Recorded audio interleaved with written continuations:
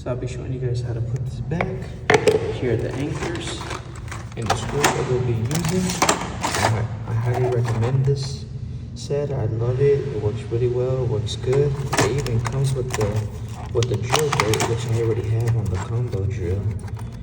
And we're just gonna open this up.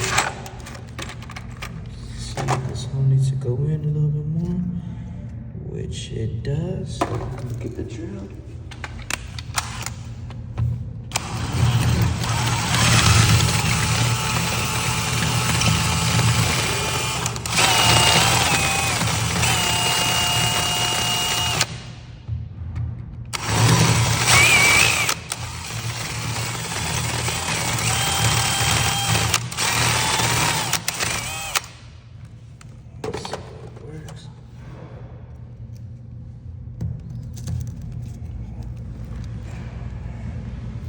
Works good.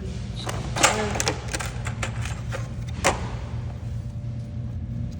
there's another one. There you go. Now